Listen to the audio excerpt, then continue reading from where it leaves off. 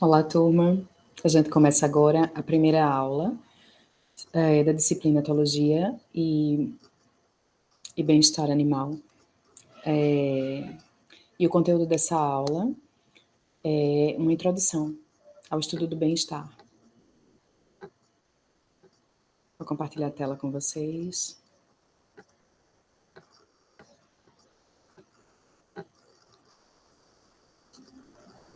E a gente começa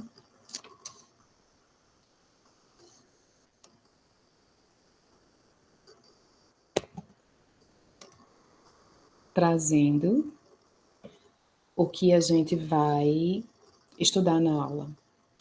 Eu vou começar falando sobre o plano de ensino e o trabalho da disciplina. Vou mostrar o cronograma da disciplina com o conteúdo das aulas, da primeira até a última. E aí vou trazer para vocês a introdução sobre o bem-estar animal, só para dar uma pitada do que a gente vai estudar na disciplina. Também a importância do bem-estar animal para o médico veterinário, e a gente finaliza o conteúdo da aula com aspectos relacionados à ética do bem-estar animal e o papel do médico veterinário nisso, né? A ética da nossa atuação profissional, do nosso comportamento, do nosso trato, do nosso acompanhamento médico com os animais. No plano de ensino, a gente tem atividades que serão realizadas, como aulas, exercícios, o Saiba Mais, nos exercícios de questões, o exercício de questões objetivas, tem o Saiba Mais, que é uma contextualização bibliográfica de cada aula, uma atividade de cada aula, tem a referência bibliográfica utilizada em cada aula para que vocês tenham acesso e leitura, façam a leitura. A gente tem o roteiro de aulas para cada aula, para vocês terem uma orientação sobre o que vai ser abordado e aprofundado naquela aula. E também tem o trabalho, né? Então, o trabalho, ele, como em todas as disciplinas, é organizado a partir do conteúdo que é apresentado na disciplina, e isso é orientado para que seja feito pelos alunos da turma. Então, o trabalho para essa disciplina, Etologia e Bem-Estar Animal, é o seguinte. Primeira etapa, desenvolver um projeto sobre avaliação do bem-estar nas espécies, e essa etapa será feita em grupo, organizada pelo tutor presencial. Existem 4 temas para cada um dos grupos, né? Serão 4 grupos, onde os estudantes serão distribuídos em grupos, em cada grupo. O primeiro tema é avaliação do bem-estar, medidas fisiológicas de aves. O segundo é avaliação do bem-estar, medidas comportamentais de felinos. Avaliação do bem-estar no grupo 3, medidas de dor na espécie ovina. Vocês ouviram bem TV aqui. E o grupo 4 é avaliação do bem-estar e medidas de crescimento em peixes. Na segunda etapa do trabalho, haverá apresentação oral para a turma, em data e horário estipulados pelo tutor presencial da disciplina. Na etapa 3, o trabalho escrito deve ser feito seguindo as normas da ABNT, e é muito importante que vocês busquem orientações de normas da ABNT junto ao tutor presencial, embora vocês tenham de acesso gratuito no Google essas normas, cada uma de todas as que vocês vão precisar, né, as normas da ABNT, que vocês podem pesquisar e vir tirar dúvidas, tanto comigo, como tutora âncora, quanto com o tutor presencial. E vocês vão, ao final do trabalho, anexar os slides apresentados nesse trabalho presencial, tá? Essa etapa do trabalho escrito deve ser desenvolvida individualmente. Qual é a estrutura desse trabalho escrito que cada um de vocês precisa fazer? A primeira folha tem a capa, identificando todos os estudantes do grupo, com o nome e sobrenome. A folha de rosto é diferente da capa, e tem, inclusive, a apresentação do trabalho, com o recuo à direita na folha. Vocês têm um modelo e uma norma da ABNT, que vocês devem seguir. Depois vem o sumário, que tem uma norma da ABNT, que trata especificamente sobre o sumário e o trabalho acadêmico, vocês devem seguir. A introdução, o desenvolvimento, que pode ter tópicos e subtópicos do que vocês vão apresentar nesse conteúdo, e a conclusão, já chegando na parte final do trabalho. As referências bibliográficas, elas devem ser colocadas após a conclusão do trabalho, e quando vocês forem colocar o anexo, se não, quando vocês forem colocar esse anexo dos slides da apresentação do trabalho, apresentação presencial, vocês colocam como última parte do trabalho, tá? Muita atenção para os critérios de avaliação. Seguir as normas da ABNT no trabalho escrito vai fazer com que vocês obtenham a nota máxima para esse critério de avaliação, que é um ponto.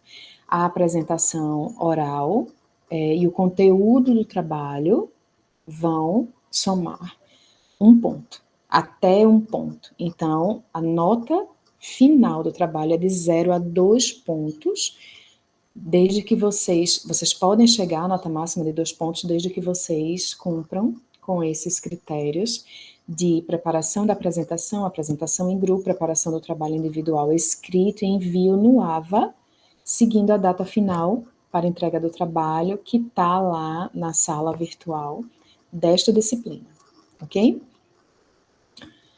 O conteúdo de cada uma das aulas da disciplina a gente tem aqui nesse slide, e a gente começa a disciplina com essa aula sobre introdução ao bem-estar animal. A aula 2, ela vai ter conteúdo sobre aspectos de legislação e acordos nacionais e internacionais sobre o bem-estar animal. Na aula 3, formas de avaliação do bem-estar animal, e a gente vai abordar diferentes espécies e também protocolos que são padrão para a avaliação do bem-estar animal em todas as espécies. Na aula 4, indicadores comportamentais de bem-estar, e a gente vai falar sobre algumas espécies. Aula 5, bem-estar dos animais de produção, e a gente segue uma sequência para grupos de espécies e aspectos relacionados ao bem-estar, avaliação e orientações para garantir o bem-estar nessas espécies, desde a aula 5 com animais de produção até a aula 9. Então, na aula 6, bem-estar de animais de trabalho. Aula 7, bem-estar de animais de laboratório. Aula 8, bem-estar de animais de estimação e de animais utilizados para o lazer. E aula 9, bem-estar de animais silvestres. A gente fecha a disciplina na aula 10 com controle populacional de animais de companhia. E como aqui no Brasil isso vem acontecendo, qual é a legislação que orienta, que direciona, né, como essa prática de controle populacional deve acontecer, tá? Há critérios para isso, em uma legislação específica. Bem, qualquer dúvida que vocês tenham sobre o trabalho, vocês devem entrar em contato comigo e também devem procurar o tutor presencial para que ele dê esclarecimentos e diretamente com ele as orientações de como vai ser feito. Sobre o cronograma, se vocês quiserem saber mais, além do que já é orientado, já é disponibilizado para vocês no material de cada aula, entre em contato comigo, tá? A gente começa agora o conteúdo dessa aula 1 com introdução ao bem-estar animal. E Killing e colaboradores, em 2011, publicou qual é o conceito, né, de bem-estar animal. É um conceito mais recente, embora o bem-estar animal como área de estudo e de pesquisa seja muito recente, se a gente compara a história da humanidade, inclusive a história da humanidade contemporânea, né, dos últimos séculos, é muito recente, e a gente é personagem ativo dessa nova forma, não só de tratar os animais, né, animais não humanos, animais de outras espécies, mas também a forma de percebê-los, de saber do que é que eles são feitos, quais são as suas capacidades, Então, vocês fazem parte desse momento, tá? Desse momento histórico em que a humanidade vem transformando a maneira de ver, compreender, mas também de tratar, de agir com animais de outras espécies aqui no planeta. Porque esse é um movimento global, tá? Não é apenas no Brasil. E a Equilin e os seus colaboradores definiram assim: considerando que a ciência do bem-estar animal é uma área interdisciplinar do conhecimento que tem por objetivo o estudo, a identificação e o reconhecimento das necessidades básicas dos animais, com vistas à sua mensuração e aplicabilidade. Então, medir o bem-estar, se é alto ou baixo o nível ou o grau de bem-estar daquele animal ou daquele grupo de animais. E a aplicabilidade, como recursos, estratégias, técnicas seriam adequadas para proporcionar àquele animal ou àquele grupo de animais. Podem ser implementadas no ambiente em que aquele animal ou aquele grupo de animais vivem. Porque a gente vê que a origem do bem-estar animal foi com animais de produção. Eu vou contar um pouco dessa história para vocês nessa aula. Mas a gente vem, nos últimos anos, tendo essa aplicação também aos animais de companhia. Tá? Então, eu vou falar muito de animais de produção, sobre essa origem e o desenvolvimento da nossa atuação como médicos veterinários no bem-estar de animais de produção, mas vou fazer links hoje, nesta aula, com animais de companhia, embora a gente vá desenvolver em outras aulas mais profundamente sobre os animais de companhia também, ok? O bem-estar animal indica como o animal está lidando com as condições em que vive. E veja, a gente precisa considerar, e essa é uma informação muito importante e chave para cada um de vocês compreender que bem-estar animal, ele está relacionado a animais que vivem num ambiente de confinamento, em cativeiro ou no ambiente doméstico. A gente não considera bem-estar de animais que vivem no ambiente natural, animais que têm uma vida selvagem, né? Porque ali, no equilíbrio do ecossistema, eles são parte desse equilíbrio. Então, um ambiente que tem as condições naturais e relações tróficas, né, de alimentação entre presa e predador, a gente não considera o bem-estar. O bem-estar animal é uma área de estudo, pesquisa e atuação do médico veterinário voltado para animais que vivem em confinamento, em cativeiro e no ambiente doméstico, tá? E isso faz uma diferença muito grande, porque torna a responsabilidade nossa considerar as necessidades básicas daquela espécie. Para isso, a gente precisa conhecer quais são as necessidades de desenvolvimento, tanto mental quanto emocional. Necessidades físicas, que são o mínimo para a saúde, tanto física quanto comportamental desse animal. E a gente tem aspectos que são muito importantes relacionados a isso, tá? O animal está em bom estado de bem-estar quando indicado por evidência científica a partir de critérios de avaliação que nós vamos estudar na disciplina, se estiver saudável fisicamente, confortável mentalmente, emocionalmente e fisicamente, refletindo isso num comportamento esperado para aquela espécie, bem nutrido, seguro, se ele for capaz de expressar seu comportamento inato, que é o comportamento típico da espécie, e se não está sofrendo com estados desagradáveis, tais como dor, medo e angústia. Isso são emoções que também podem ser mensuradas.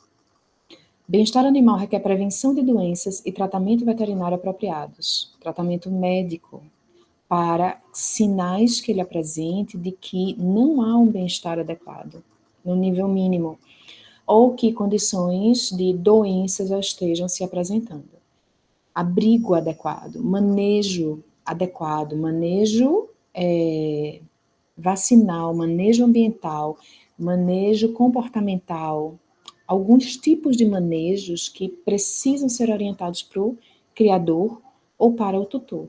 Nutrição apropriada também é importantíssimo. E o acompanhamento nutricional do paciente é responsabilidade do médico veterinário. Manipulação e abate humanitários, no caso de espécies que são criadas para a produção de produtos de origem animal. E aqui, quando a gente fala de humanitário, a gente está fazendo referência ao melhor da humanidade. Isso significa especificamente, concretamente, garantir que vão ser minimizados ao máximo dentro do que é digno para esse momento do fim da vida daquele animal, naquela espécie, vai ser diminuído ao máximo a dor, a angústia e a possibilidade de medo que eles sentem nesse momento. Dor física, mas dor emocional e dor mental, compreendendo a situação de risco iminente. Tá? Dando um suporte para um instinto de sobrevivência. Tá? Minimizando o que o animal está compreendendo que está acontecendo ali no momento do abate. Ou do preparo para o abate também, né? Desde antes do abate, no preparo para o abate. Bem-estar animal refere-se ao estado do animal, o tratamento que o animal recebe. É coberto por outros termos, tais como cuidado animal, criação e tratamento humanitário. Em termos práticos, estabelece o grau em que as necessidades físicas, fisiológicas, psicológicas, comportamentais, sociais e ambientais de um animal são satisfeitas. E sim, vocês terão, né, futuramente, com os seus pacientes, e animais de produção serão também seus pacientes, tanto quanto animais de companhia, animais de espécie silvestre, que estejam sob cuidados médicos, precisam da garantia de todo esse suporte médico para a saúde física, mental e emocional deles. Suas interações sociais e sua adaptação ao ambiente em que eles estão vivendo. Adaptação dentro da limitação do que garante um bom estado de bem-estar. Nesse sentido, o estudo do bem-estar animal pode ser aplicado para avaliar e melhorar a qualidade de vida de um indivíduo ou de um grupo das mais diferentes espécies, nas mais variadas situações, auxiliando na elaboração de normas e protocolos que visem melhores práticas na utilização de animais. Não só na utilização, na convivência com animais. Se espera um melhor comportamento dos animais que convivem com humanos, né, ou estão em um ambiente controlado sob a responsabilidade de humanos. E isso é responsabilidade direta do médico que acompanha esses animais. Para tanto, essa disciplina é uma etapa-chave na formação de cada um de vocês, para que vocês entendam, aprendam e entendam quais são os comportamentos, pelo menos em linhas gerais, vocês vão aprender quais são os comportamentos básicos, a capacidade cognitiva, né, de pensar, de sentir, de elaborar comportamentos, de responder a certas situações, na percepção e compreensão deles do que está acontecendo no ambiente, do que falta para estímulos de necessidades instintivas, né, fisiológicas, físicas, mentais ou psicológicas, mentais e emocionais, né, na psicologia animal, que refletem no comportamento, vão refletir diretamente no comportamento. Isso é responsabilidade do médico veterinário. E não exclusivamente dele, porque a partir do momento em que ele é responsável por garantir que o animal esteja em condições de alto grau de bem-estar, ele é, consequentemente, responsável por orientar quem cria esses animais, quem é tutor, é responsável juridicamente por esses animais, tá? É responsável emocionalmente por esses animais. Então, nosso papel como médicos veterinários inclui muito além dos nossos pacientes, os nossos clientes, porque orientá-los e garantir que eles proporcionarão o melhor que aquele animal precisa no ambiente em que ele está, precisa ser um compromisso nosso com os nossos pacientes. e com a vida deles. Aqui nesse gráfico a gente tem as esferas do bem-estar animal, adaptadas de Fraser, é um autor etólogo, com livros que são referência na área de etologia, tá? Na área do comportamento animal. O bem-estar animal, ele nos traz, né, na publicação de 2008, que o bem-estar animal inclui bem-estar físico, com funcionamento biológico e condição corporal, com bem-estar mental, com estados afetivos, sentimentos, emoções e a cognição, que é essa percepção mental do que acontece, tanto dentro dele, com emoções, sentimentos, quanto com o estímulo do ambiente, é o que ele busca de satisfação, de interação social, de conforto, de estar alimentado, e respostas emocionais a tudo isso. E a naturalidade, que é a possibilidade, a capacidade de livre expressão de instintos naturais, que vão ser expressados, esses instintos, a partir do comportamento. Tá? E sim, está diretamente associado à ancestralidade de cada um, na sua espécie, de uma vida no ambiente natural, de uma vida selvagem, sem controle, sem limitações impostas pelo humano, mas adaptado nos animais que estão agora na convivência com o humano, é adaptado a essa condição, porque gerações e gerações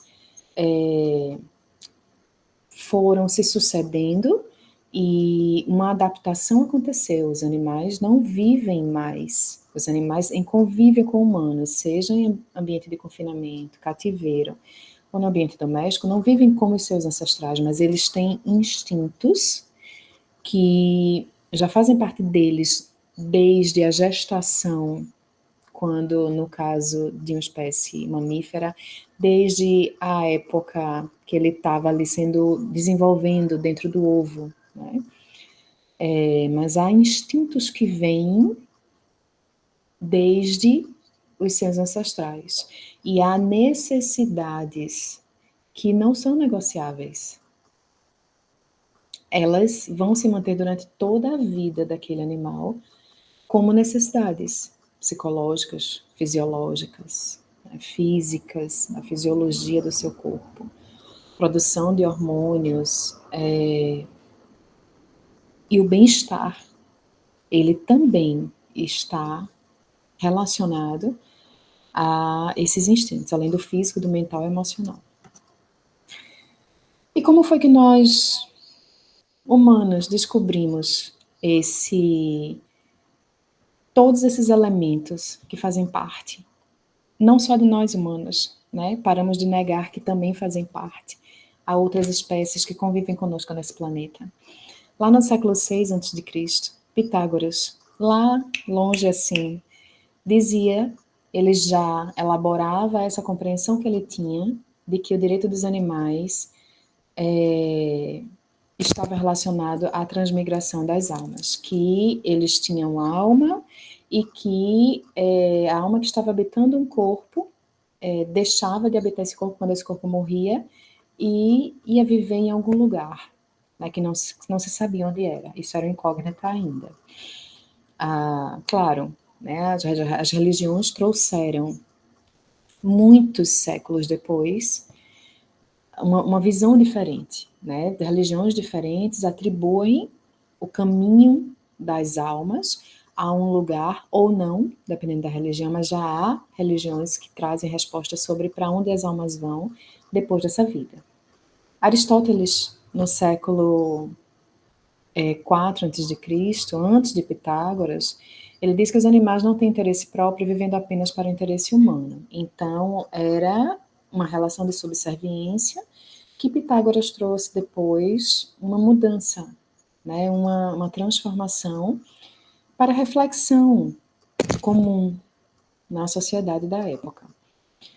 René Descartes, pouco mais de 1000 anos depois, 1100 anos depois, né, ele traz a confirmação do que Aristóteles trazia antes. E, na verdade, quando Descartes ele diz, os animais não têm alma, então não sentem dor. Ele, inclusive, é conhecido uma fala dele em uma das cartas que ele escreveu, de que os animais, o rangido, ele falou especificamente sobre os porcos, mas atribuindo a todos os animais, os sons que eles fazem não são diferentes do que o ranger das engrenagens das máquinas, ali na época da industrialização, né, que as áreas industriais se expandiram muito na Europa e era a grande referência de trabalho e sustentação da vida humana. E aí ele fez esse comparativo com o que era mais importante na época, confirmando que os animais não sentiam dor nem angústia, nem nada parecido com os humanos, eles sequer pensavam. E isso só mudou inicialmente porque se firmou como um senso comum nas sociedades no mundo inteiro. E ainda há vestígios, há pessoas que acreditam que os animais não pensam absolutamente, não sentem nada, né, e tratam como se a vida deles não valesse absolutamente nada. Isso ainda existe e é comum, embora não esteja disseminado, porque vieram movimentos diferentes nos séculos posteriores. Jean-Jacques Rousseau, no século XVIII, trouxe essa colocação firme de que os animais são seres sencientes, embora não tenha usado essa palavra senciente, tá? Eu vou explicar para vocês por quê. Mas ele explicou que eles têm capacidade de sentir emoções e sentimentos de forma consciente, porque as evidências mostravam isso. E, naturalmente, o que Rousseau colocou sobre os animais, combatendo essa crença que se disseminou fácil e rapidamente por Descartes no mundo inteiro, tocou nos corações humanos que veem na sua rotina com os animais, muitas vezes a vida inteira, que eles sim pensam, que eles sentem, que eles entendem, eles têm raciocínio consciente, eles fazem escolhas, eles têm preferências. Voltaire também trouxe no século XVIII que animais têm sentimentos. E Jeremy Bentham diz que a capacidade de sofrer deve ser levada em consideração na forma do tratamento a outros seres. Então, foram personalidades que tiveram a sua palavra escutada de maneira respeitosa no mundo inteiro. Então, essas falas, essas colocações deles foram disseminadas no mundo inteiro, por mais que não tenham trazido uma mudança de maneira mais abrangente no senso comum de que animais são seres irracionais, confirmada por Descartes. Descartes teve um peso muito grande porque ele foi quem criou a metodologia científica. Muito racional, absolutamente racional, que confia em condições específicas de estudos que podem ser replicáveis em quaisquer situações e que trazem respostas do que mais se aproxima da realidade. Então, isso foi replicado por todos os pesquisadores da área e que não eram da área ao longo de muitos anos, tá? Porque ainda não era possível comprovar cientificamente que os animais tinham sentimentos ou raciocínio, porque na verdade na época de Descartes não se comprovava nem que os humanos quais eram as origens dos sentimentos, quais eram as elaborações, a capacidade mental humana. A neurociência não existia ainda. Tá? Então, a neurociência, a biologia, a fisiologia, a psicologia foi uma das primeiras áreas que trouxe, através de animais, comprovações e respostas sobre os sentimentos humanos, sobre comportamentos e sentimentos animais, entende? E isso ficou ainda muito limitado porque a psicologia passou a ser considerada ciência recentemente, há algumas décadas. Então, teve um processo de embate sobre essa crença de que animais são seres irracionais, e aqui eu estou falando especificamente de mamíferos, né? Mas, atualmente, e eu estou falando de um evento que aconteceu com reunião de pesquisadores agora, em 2024, no ano passado, confirmando que, além de invertebrados, que já foi confirmado em 2012, até peixes Eles têm capacidade de ter emoções e consciência do que acontece ao seu redor. Claro, respeitando sua limitação mental, né? Bem, Arthur Schopenhauer, no século XIX, disse que animais têm a mesma essência dos humanos, apesar da incapacidade de raciocínio. Então, ele amplia a capacidade de sentimentos, traz esse reconhecimento, embora não aceite que haja um raciocínio nas espécies não humanas. As primeiras entidades protetoras dos animais surgiram no século XIX. E só em 1965, na segunda metade do século XX, é que o conceito oficial de bem-estar animal foi citado pela primeira vez pelo Comitê Brambell. O Comitê Brambell foi um comitê de legisladores do Reino Unido, dos países do Reino Unido, que depois da publicação do livro Animal Machines, a tradução livre para o português é Máquinas Animais, por Ruth Harrison, em 1964, houve um rebuliço social sobre como no pós-Segunda Guerra Mundial a sociedade estava produzindo de maneira inaceitável alimentos de origem animal. Mas isso eu vou contar para vocês em outra aula com detalhes, tá? E aí o conceito oficial de bem-estar animal veio desse movimento de legisladores, então eram equivalentes a vereadores aqui, né?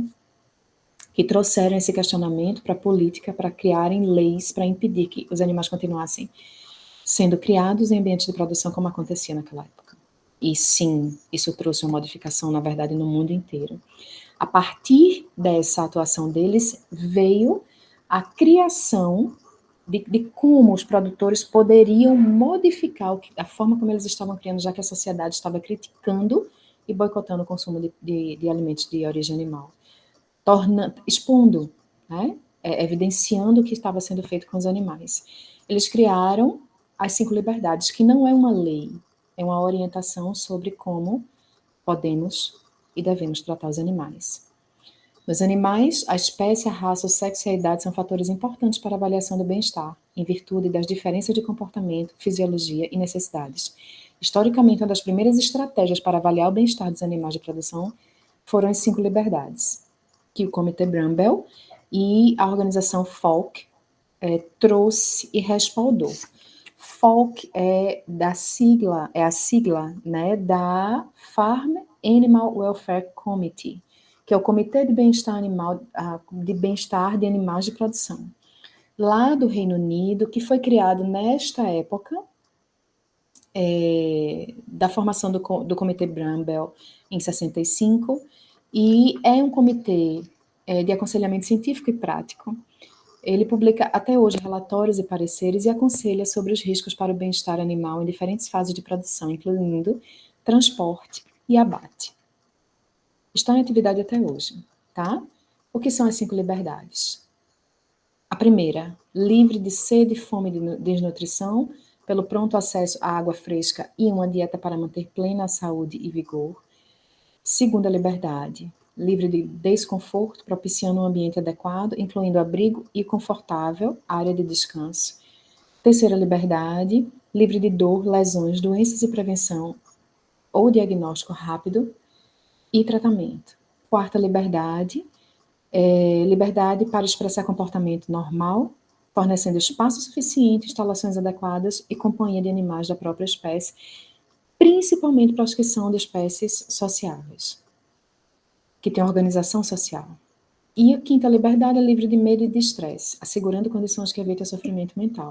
Elas foram criadas em 1965, 1966, entre esses 2 anos, e refletem o que não era oportunizado para esses animais no ambiente de produção bovino e de aves, lá no Reino Unido.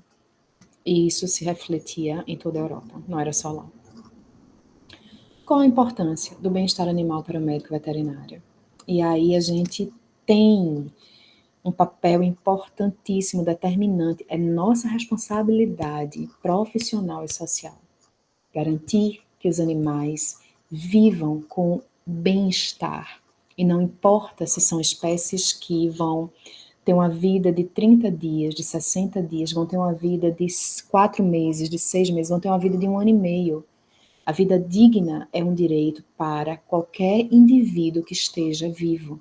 A responsabilidade de garantir a vida digna com bem-estar é do médico veterinário responsável pelos seus cuidados com a saúde e o ambiente em que ele vive. O objetivo da utilização e implementação de protocolos baseados no conceito das 5 liberdades do bem-estar animal tem sido garantir programas de prevenção de doenças, prevenção de desconforto, diagnóstico e tratamento rápidos, prover ambientes apropriados que incluam abrigo e áreas confortáveis de descanso, disponibilizar água fresca e dieta nutricionalmente equilibrada que garanta a saúde e o vigor, assegurar condições e tratamentos que evitem sofrimento mental, provendo espaço suficiente e instalações apropriadas, prover a companhia de animais da própria espécie, o que garante a saúde mental e emocional desses animais.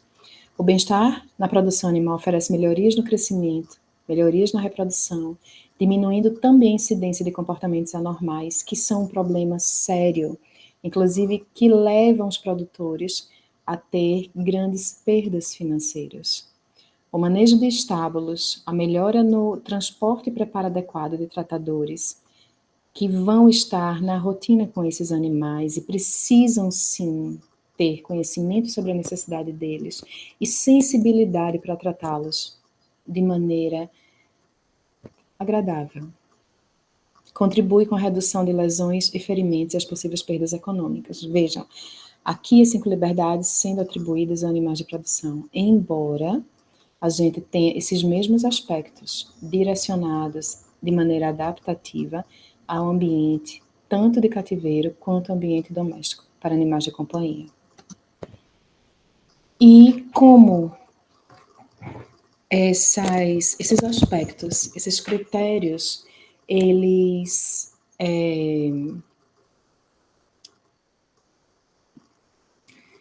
podem ser cobrados do profissional médico veterinário. Eu vou explicar para vocês.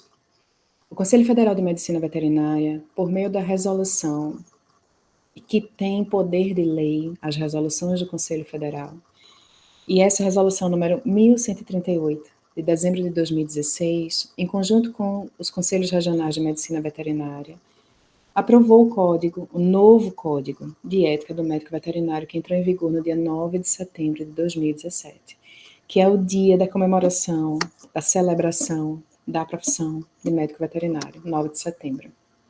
E introduziu em seu teor artigos voltados ao tema, suprindo a omissão existente da versão anterior dessa resolução, que é de 2002, e promovendo um relevante avanço na relação desse código.